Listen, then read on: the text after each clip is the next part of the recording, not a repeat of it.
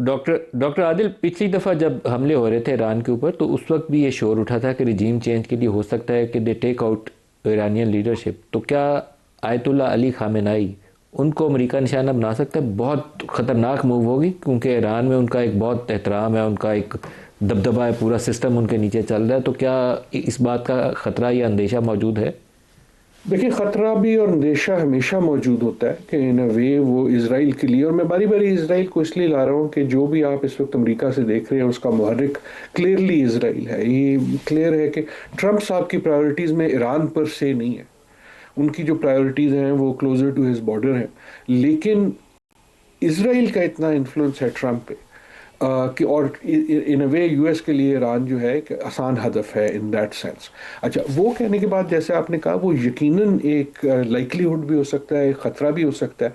On the other hand हमने ये भी देखा कि जो ईरान की रजीम है, ना सिर्फ पिछले साल लेकिन पिछले 20 सालों में बहुत ज़्यादा रेजिलियंट रही है। No, you can go back, जो इराक की जंग थी, हर वो चीज़ जिससे लगता था कि ये रजीम गिर जाएगी, कई बार उस रजीम के पास एबिलिटी है, उस हुकूमत के पास एबिलिटी है, चाहे वो डंडे के ज़ोर पे हो, ज़ोर से हो, चाहे वो कैरेट और स्टिक से हो, चाहे वो मीडिया कंट्रोल से हो, चाहे वो लोगों को जो जिस हर बार जो भी हो।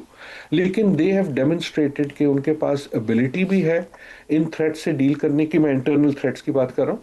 और दूसरा, उनकी जो लीडरशिप स्ट्रक्चर है उसमें भी एक ऐसी डेप्थ है कि कई बार हमने लीडरशिप को जो है तहस नहस होते हुए देखा है, और फिर उनका सिस्टम ऐसा है कि एक और लीडरशिप ऊपर आ जाती है।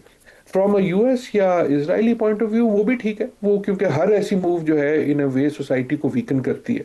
और वीकन के हवाले से यार मैं एक बड़ी चीज़ हाईलाइट करना चाहूँगा। इतने हम एक अंदोनाक दुनिया में रह रहे हैं कि बड़ी खबरें इतनी बड़ी हैं कि बहुत बड़ी खबरें जो हैं वो खबर भी नहीं बनती।